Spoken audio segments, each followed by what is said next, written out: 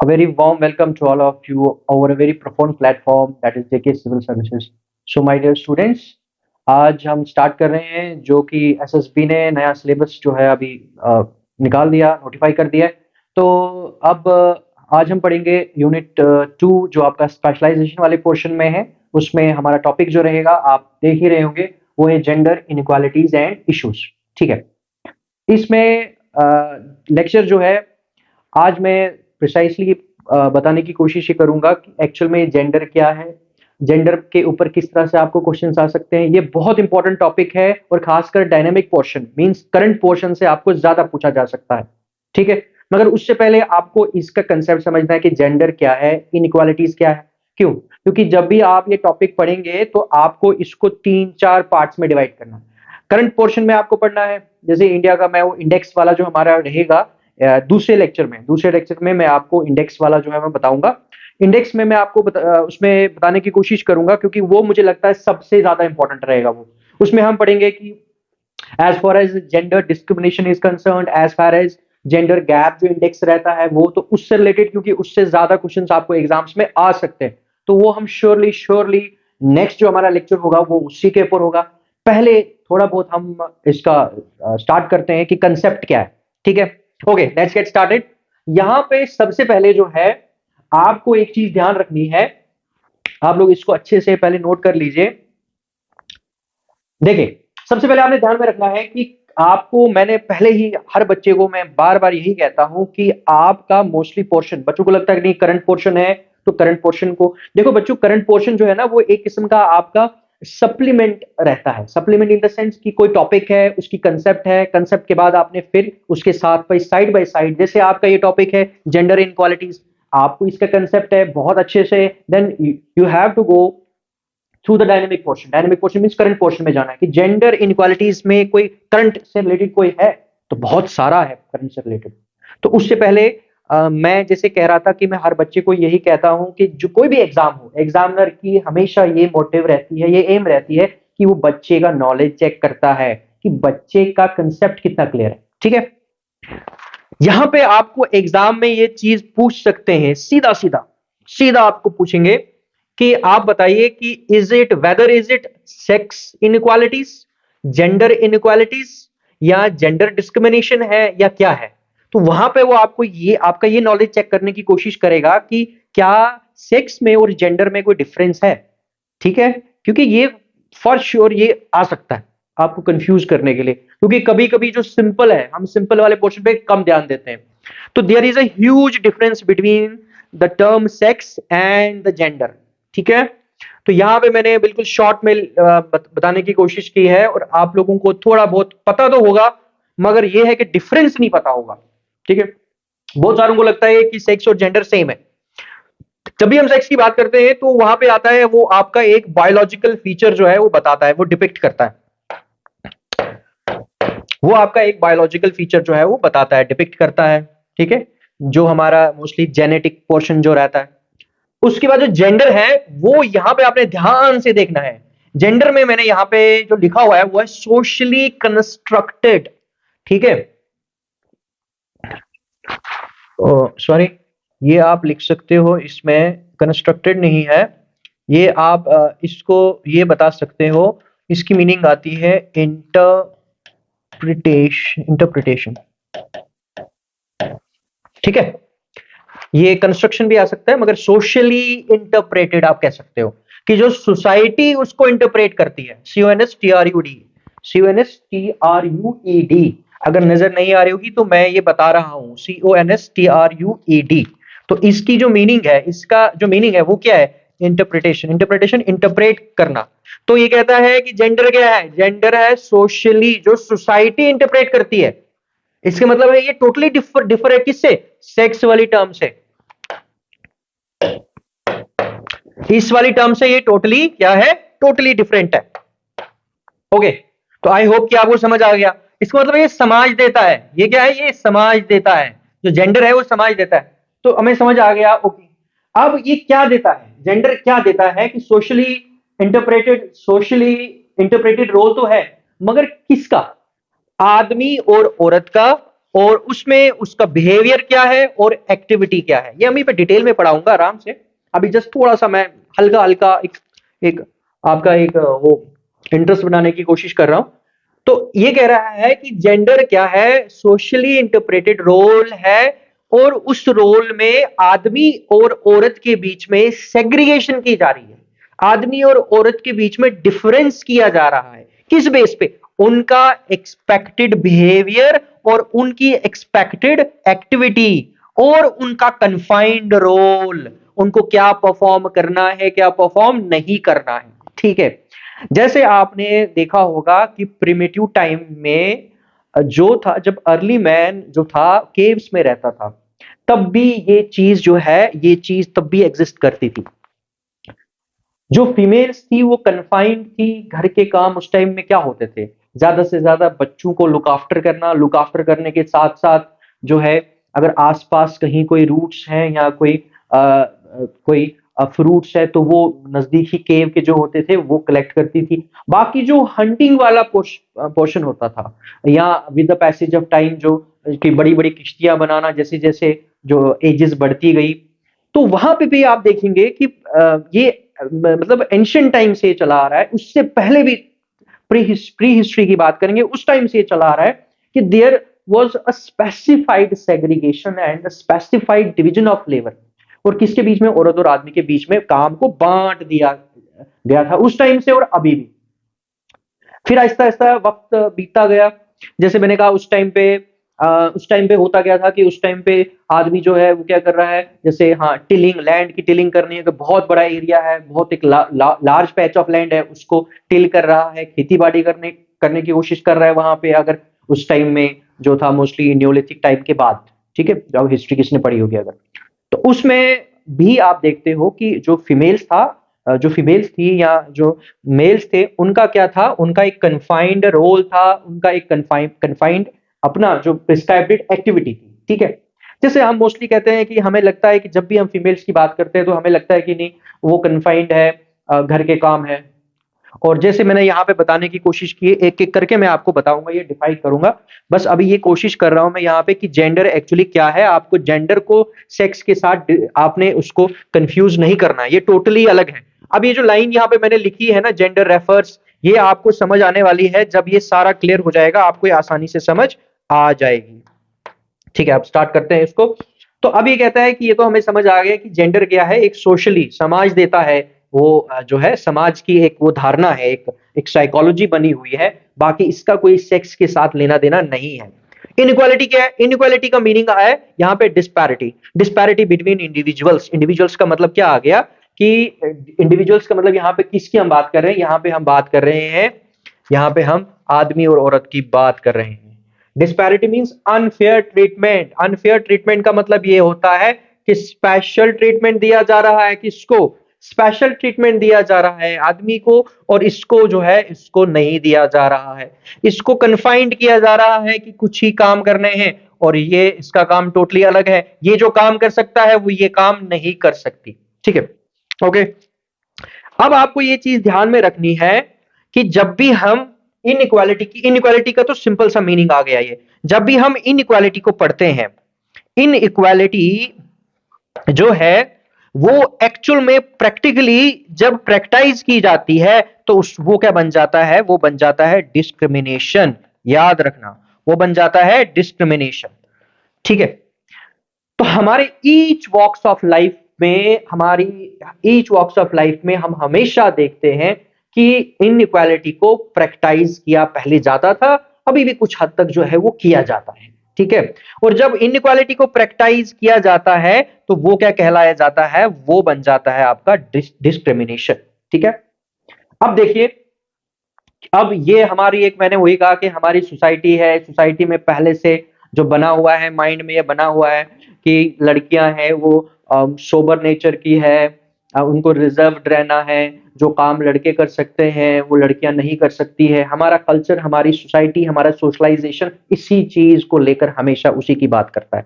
तो ये क्या है, यहीं से तो हमारा बन रहा है, यहीं से तो हम क्या कर रहे हैं, यहीं से तो हम अनफेयर ट्रीटमेंट कर रहे हैं।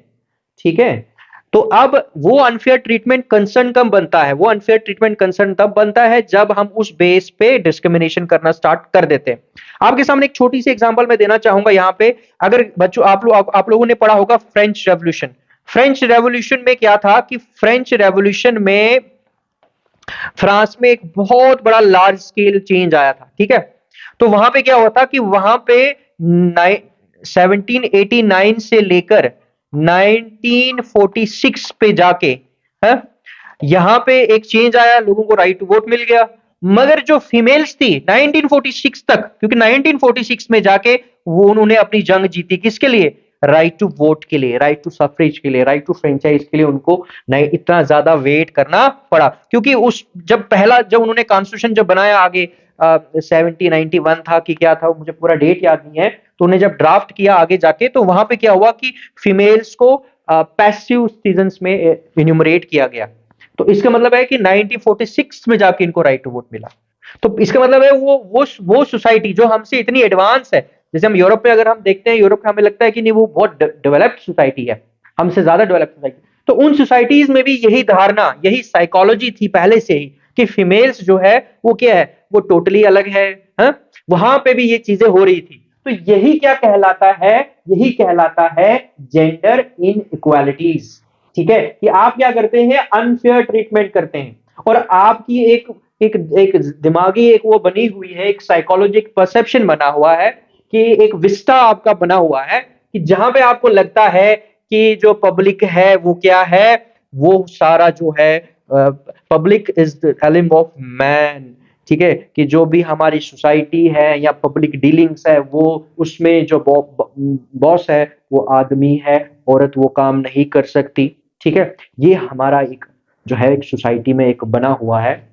इंडियन सोसाइटी की ही बात नहीं कर रहा हूं, ये जितनी भी सोसाइटीज पहले एग्जिस्ट कर रही थी या अभी एग्जिस्ट कर रही है। ओके, क्योंकि यहां पे आपने एक चीज ध्यान में रखनी है, आदमी को क्या कहा कंसिडर किया जाता है? ब्रेड विनर, ब्रेड अर्नर भी कह सकते हैं आप। और फीमेल को क्या कंसिडर किया जाता है? As a complacent. कंप्लेसेंट का मतलब यहाँ पे एक होता है, ये बहुत इंपॉर्टेंट है, ये वाला आपको पूछा जा सकता है एग्जाम में। ये मैंने कुछ लिखे हुए हैं, इंपॉर्टेंट है, जैसे ग्लास सीलिंग है, जेंडर स्टीरियोटाइप्स है, हाँ। उसके बाद आ गया आपका ये वाला जो टाइप का सोसाइटी है, ठीक? अब कम कंप्लेसेंट का मतलब क्या है? Women as a complacent. देखिए, इसका मीनिंग ये है कि सपोज करो फॉर इंस्टेंस, एक आदमी है, उसने एक लोन लिया है बैंक से, और लोन की किस्तें जो है वो कुछ देर तक वो देता है, उसके बाद वो लैप्स कर जाता है, नहीं नहीं दे पाता है। और कोविड की वजह से तो चलो उसको गवर्नमेंट बेनिफिट देती है कि 4-5 महीने आपका सिस्टम अच्छा रहेगा। कैसे रहेगा कि गवर्नमेंट ने माफ कर दिया उसके, वो आपको पे नहीं करना है ईएमआई। मगर जैसे ही कोविड का वेव खत्म हो जाता है, ये सबके साथ हुआ होगा, ये बहुत सारे लोगों के साथ ये चीजें हुई। फिर जैसे कोविड आया, कोविड खत्म हो गया, कोविड का थोड़ा सा इम्पैक्ट कम हो गया, तो फिर बैंक जो है ईएमआई मांगने लग गए। तो अब जो कुछ पर्सन थे जिसने लोन लिया था, हस्बैंड ने लोन लिया था, तो वो जॉबलेस हो गया, कोविड की वजह से जॉबलेस हो गया। अब वो ईएमआई कहाँ उस लोन की पे करेगा? तो फिर वो क्या करता है, या किसी से मांगता है या जॉब ढूंढने की कोशिश करता है। तो फिर बैंक क्या करता है? बैंक अपना ड्यू प्रोसेस इनिशिएट करता है। ड्यू प्रोसेस क्या है? बैंक क्या करेगा? उसके खिलाफ नोटिस निकालेगा, या गारंटर से काटने की कोशिश करेगा, या उसके खिलाफ कानूनी कार्रवाई करने की कोशिश करेगा। ठीक है, तो वो उस कभी कभी ऐसा होता है कि अगर उसने सिक्योरिटीज को, जैसे आपने पढ़ा होगा, अगर बैंक से रिलेटेड आप थोड़े फेमिलियर होंगे, कोलेटरल सिक्योरिटीज अगर उसने दी होगी, तो उसके वो चीजें वो जो है वो क्या हो जाती है, वो कॉन्फिस्टिकेट की जाती है, जब्त करने लग जाते हैं बैंक वाले यहाँ लीगली। मतलब उसके लिए जो जिस हस्बैंड ने लिए होता है वो लोन, उसके लिए ना एक वो बड़ा मुश्किल वक्त हो जाता है। तो उसको लगता है कि नहीं यार, ये तो बड़ा मसला हो गया मेरे लिए, और मेरे लिए बहुत खतरा है। खतरा इन द सेंस, मुझे एक सिविल प्रिजन में भी डाला जा सकता है, मेरे खिलाफ ऐसी कार्रवाई होगी कि मेरे बच्चों का कल फ्यूचर जो है स्टेक पे हो सकता है। तो अब वो जो टेंशन है सारी, वो जो पूरा एडवर्सिटी वाला माहौल है, उसमें फीमेल का जो है रोल सोसाइटी में हमने ऐसा बना के रखा है कि फीमेल जो है उसको उसकी चिंता करने की जरूरत नहीं है। ये चिंता करने की जरूरत किसकी है? आदमी की है, मेल की है। उसी को हम क्या कहते हैं? कंप्लीसेंट। ठीक है, कि ऐसा उस तरह का हमने बनाया हुआ है सेटअप, कि क्योंकि होना क्या चाहिए, और होना ये चाहिए कि अगर आदमी वरी है, हस्बैंड अगर वरी है, उसको परेशान, वो परेशान है, ठीक है,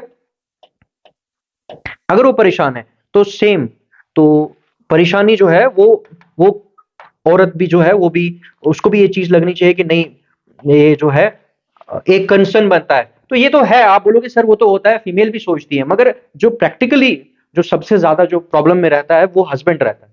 क्यों? क्योंकि हमने फीमेल का स्टेटस ऐसा इतना लो कर दिया है, हमने अपने माइंड को ऐसा बनाया हुआ है कि हमें लगता है कि नहीं, ये टेंशन जो होगी, जो प्रॉब्लम्स होगी, वो मैंने देखना है।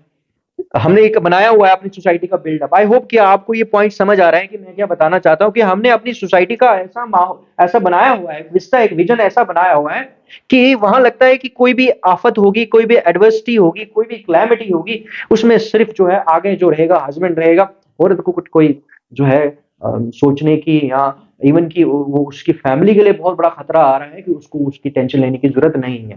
ठीक है, हमने ऐसा बनाया हुआ अपनी सोसाइटी में, हमने उसको पहले से ही एक्सक्लूड कर दिया है। ठीक है, तो ये भी एक जेंडर इनइक्वालिटी पे में आता है। ठीक है, आई होप ये आपको पूछा जा सकता है, ये तो आई होप कि आपको समझ आ गया होगा कि ऐसा ऐसा ऐसे सर्कमस्टांसेस, ऐसी सिचुएशन जहां पे ये सिस्टम बनाया हुआ है, ये एक धारणा बनाई हुई है कि आदमी जो है उसको सोचना है, फीमेल को कोई सोचने की जरूरत नहीं है, चाहे जितनी बड़ी आफत क्यों ना आए, आदमी के ऊपर जो फैमिली का करता धरता होता है उसके ऊपर फीमेल को कोई टेंशन लेने की जरूरत नहीं है, आदमी आगे है वो ही गार्ड करेगा, औरत को पीछे रखना। ठीक है, ये बनाया हुआ है। ओके, फिर आया मोस्ट इंपॉर्टेंट, वो है जेंडर स्टीरियोटाइप। स्टीरियोटाइप क्या होता है? देखो, स्टीरियोटाइप क्या होता है कि मैं आपको एक एग्जांपल देता हूं। ये आपने वर्ड बहुत बार सुना होगा, जेंडर स्टीरियोटाइप आपने बहुत बार सुना होगा। देखिए, आज थोड़ा इंट्रोडक्टरी पार्ट है और ये थोड़ा बढ़ता रहेगा दिन ब दिन, जो बढ़ मैं इसको लेक्चर को थोड़ा एनहेंस करने की कोशिश करूंगा। अभी जस्ट इंट्रोडक्टरी पार्ट है ताकि आपके दिमाग में जा सके कि जेंडर इनइक्वालिटी है क्या। सिंपल सी बात है, you don't have to write that और प्रिपेयर और draft thesis about this particular topic. आपको उतना ज्यादा डेप्थ में नहीं जाना है, आपको कंसेप्ट लेना है इसका। तो जब मैं ये पढ़ाऊंगा, लास्ट में इसको कंक्लूड करूंगा, आई होप कि आपको कंसेप्ट हो चुका होगा क्लियर। फिर हम आएंगे आहिस्ता आहिस्ता, नेक्स्ट जो मैंने कहा नेक्स्ट हमारा रहेगा वो थोड़ा करंट के ऊपर रहेगा। ठीक है, अब स्टीरियोटाइप की एग्जांपल जो देता हूं मैं, स्टीरियोटाइप की एग्जांपल आप ये लेके चलो कि जैसे जब भी हम बात करते हैं, एक सपोज कीजिए एक पर्टिकुलर कंट्री है, आप ले लीजिए अफगानिस्तान की एग्जांपल देता हूं मैं। जैसे हम जब भी हम अफगानिस्तान की हम बात करते हैं तो हमें लगता है कि वहां पे हर एक बंदे के पास, बच्चे से लेकर बूढ़े तक, हर किसी के पास ना, बिल्कुल जैसे हम अपने अपने जेब में मोबाइल रखते हैं तो वो उनके पास वेपन्स होते हैं। ये हमने क्या है, एक बनाई हुई है, एक सोच बनाई है, तो उसी को हम स्टीरियोटाइप कहते हैं, जबकि वो हमेशा रॉन्ग होता है, वो ऐसा होता नहीं है। ठीक है, आपने ये चीज भी सोची होगी कि जब भी हम बाहर कहीं जाते हैं तो आपको कोई पूछता है आप कहाँ से, आप बोलते हैं मैं जम्मू कश्मीर से हूँ। ठीक है, तो वो लोग ऐसे ना 2-3 कदम पीछे हो जाते हैं। बेशक आप जम्मू के रहने वाले होंगे, मगर उनको लगता है कि नहीं, कश्मीर वाला एरिया और कुछ एरिया वहां बड़े डिस्टर्ब्ड एरिया है, तो ये लोग वहां के हैं। ठीक है, तो बल्कि वो जो एक धारणा हमारे लिए ले रहे हैं ना, वो रॉन्ग है। ठीक है, तो वो है हमारा स्टीरियोटाइप।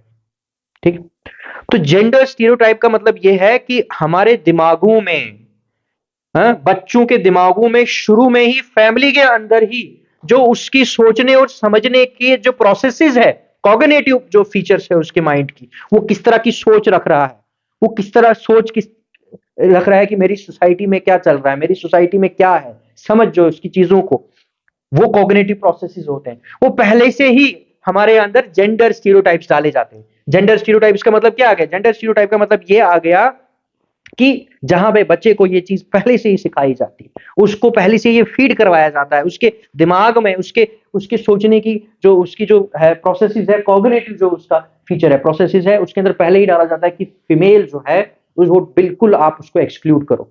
ठीक है, चाहे वो प्रॉपर्टी वाला हो उसको एक्सक्लूड करो, चाहे वो पॉलिटिकल स्फीयर हो उसको एक्सक्लूड करो, चाहे वो पब्लिक स्फीयर हो उसको एक्सक्लूड करो, चाहे वो इकोनॉमिक स्फीयर है, जॉब वाला, उसको एक्सक्लूड करो, उसको सिर्फ कन्फाइंड करो घर के अंदर बस।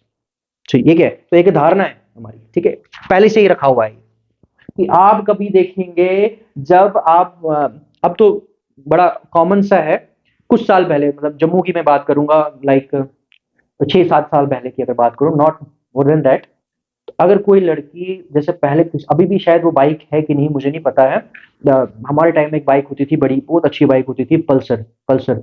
तो उस टाइम में क्या होता था, या इवन कि आज भी अगर आप किसी फीमेल को बुलेट चलाते हुए देख देख लो तो बड़ा लोग ऐसे दिखते हैं, मतलब हाउ इज इट पॉसिबल, क्यों? क्योंकि बुलेट और पल्सर जैसी बाइक है तो सिर्फ लड़कियां तो सिर्फ स्कूटी चलाती है, ये तो आदमी का काम है, ठीक है।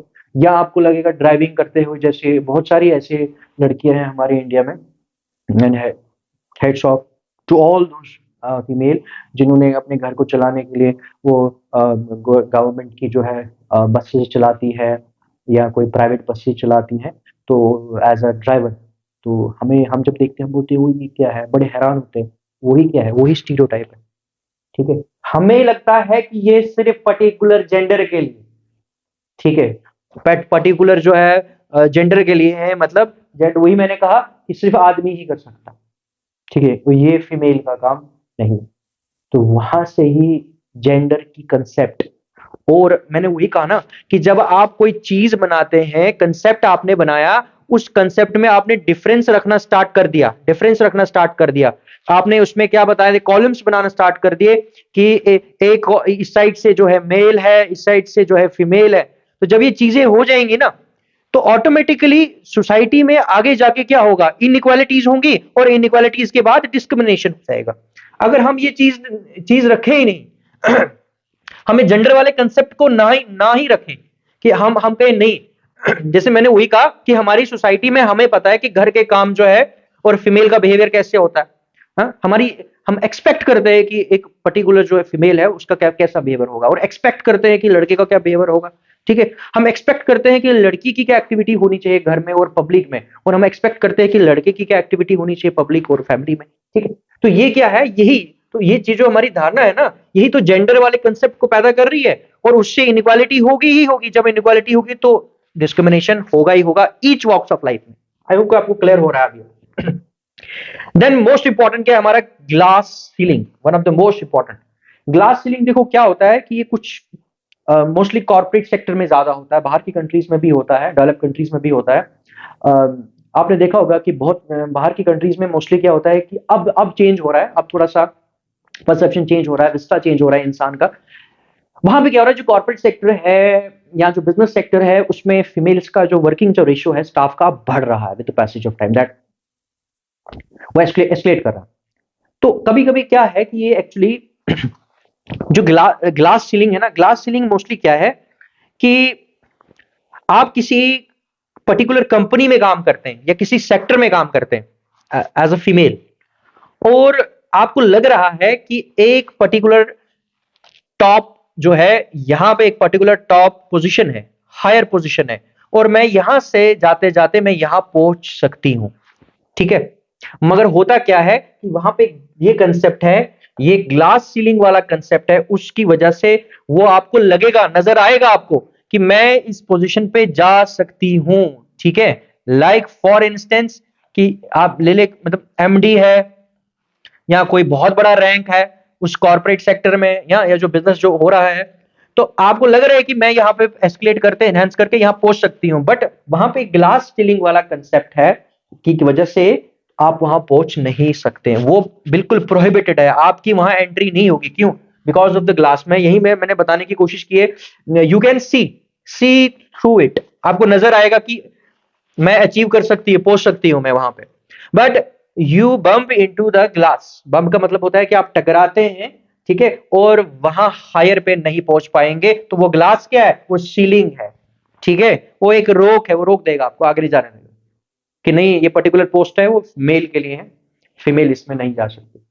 आप चाहे जितने भी आप में कितना भी स्किल क्यों ना हो, जितने आपके अंदर जितनी भी डेक्सटेरिटी क्यों ना हो, आपके लिए वो पोस्ट नहीं है, वो सिर्फ मेल के लिए है। तो ये क्या है, ये क्या है, जेंडर डिस्क्रिमिनेशन, ठीक है। आई होप कि आपको समझ आ गए। नेक्स्ट है हमारा इसी में, ये आ गया ऐसा सोसाइटी, ये तो है हमारा करंटली जो चलता है, male domination society. Male domination society कि हमारा सोसाइटी का बिल्डअप ही ऐसा हुआ है, सोसाइटी हमारी ऐसे ही फॉर्ज हुई है कि जहां पे जो है, चाहे मैंने वही कहा कि घर के काम हो, प्रॉपर्टी का मसला हो, पॉलिटिकल अफेयर्स हो, रिलीजियस अफेयर्स हो, इकोनॉमिक अफेयर्स हो, each walks of life, each sphere of life में आप देखते हैं आदमी ही डोमिनेट कर रहा है, मेल डोमिनेटिंग सोसाइटी, आदमी ही डिसीजन मेकिंग ले रहा है। ठीक है, तो इन सब की वजह से देखिए पैट्रियार्की सोसाइटी जो है हमारी, ये है सिंपल सी है, जो हमारी करंट सोसाइटी है, प्रेजेंट सोसाइटी है, मेल डोमिनेशन सोसाइटी है, सिंपल सी बात।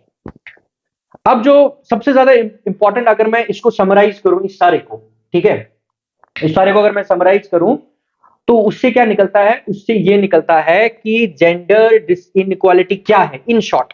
वो इन शॉर्ट ये है कि जहां पे फीमेल को रोका जा रहा है, डिबार्ड किया जा रहा है, उसको महरूम करवाया जा रहा है, डिप्राइव किया जा रहा है, उसको फायदा नहीं दिया जा रहा है, और उसको कहां धकेला जा रहा है, मार्जिनलाइज्ड ग्रुप्स की ओर धकेला जा रहा है। तो मार्जिनलाइज का मतलब यह आ गया कि हमें उसको एम्पावर करना चाहिए। एम्पावर का मतलब है we should have to give the authority and the power to the female in comparison with the male. Equality करे, इनइक्वालिटी ना करे हम, ठीक है, इक्वालिटी करे, ठीक है। तो उसके उल्ट हो, उसका उल्ट हो रहा है, मार्जिनलाइज जो है उसको धकेला जा रहा है, उसको फीमेल को, और उसको एम्पावर की बजाय उसको डिस एम्पावर किया जा रहा है। ठीक है, सो आई होप कि आपको क्लियर हो गया होगा। आपने ध्यान रखना है, बस ये पॉइंट ध्यान में रखना है, और ये लाइन ध्यान में रखनी है आपने, socially constitute role means interpreted behaviour and activity, जो हमने खुद बनाया हुआ है, ठीक है। और उसके बाद आपने ध्यान रखना है ये वाला, ये पूछ सकते हैं आपको, कंप्लेसेंट जो मैंने आपको बताया ये आपको पूछ सकते हैं। उसके बाद ग्लास सीलिंग तो मोस्ट इंपॉर्टेंट है, और उसके बाद आ गया आपका, बस यही है इसमें जो आपका इंट्रोडक्टरी पार्ट है, दिस इज इंट्रोडक्टरी पार्ट। और इसमें मेरी कोशिश ये है कि आपको थोड़ा सा मैं कंसेप्चुअलाइज करूं, थोड़ा सा कंसेप्ट आपको डाल, इसमें मैं आपके दिमागों में डालने की कोशिश करूं, ताकि आप थोड़े से तैयार हो जाओ आगे, क्योंकि ये ऐसा टॉपिक है कि जिसके ऊपर जितना ज्यादा पढ़ाओ कम है। ठीक है, अब मुझे लगता है कि एक फर्म बेस आपका इस टॉपिक का बन गया है कुछ हद तक। तो नेक्स्ट वाले टॉपिक में मैं थोड़ा करंट पोर्शन पढ़ाने की कोशिश करूंगा, और करंट के साथ साथ मैं ये पढ़ाने की कोशिश करूंगा कि एंशिएंट टाइम में जो है, क्योंकि ये अभी इसके ऊपर 3-4 लेक्चर्स होंगे जेंडर वाले के ऊपर, तो उसमें ये सारा कंक्लूड होगा। और जब तक आप मेरे साथ बने रहेंगे फिर ही समझ आएगा। देखिए मैं आपको सिंपल सी बात बताऊंगा कि मेरा मोस्टली एक्सपीरियंस जो है वो ऑफलाइन का भी है और ऑनलाइन का भी है। मेरे को कोई 14 साल हो गए पढ़ाते हुए, and by profession I am a lawyer. और with the blessing of Almighty मैंने जो है आईएएस के एग्जाम्स दिए हैं, केएस के बहुत सारे एग्जाम्स दिए हैं, जुडिशरी का भी दिया है मैंने, जुडिशरी मेंस में मैं बैठा हूँ। और कहने का मेरा मतलब यहाँ पे ये है कि अगर मैं ऐसे देखूं तो पोटेंशियल, कैपेबिलिटी, एक्सपीरियंस, तो ऐसा नहीं है कि आपको जो टीचर पढ़ा रहा है उसमें कोई पोटेंशियल नहीं है या आपको नहीं समझा सकता है। बस आपको ये थोड़ा सा है कि टीचर के साथ थोड़ा सा ना एक वो रिदम बना के चलना है। ठीक है, कि ठीक है सर ने अच्छा पढ़ाया, अब नेक्स्ट लेक्चर में ये देखूंगी। तो एक लेक्चर में टीचर की कभी भी जो कंसेप्ट है वो आप बिल्कुल उसको ग्रैस्प नहीं कर सकते।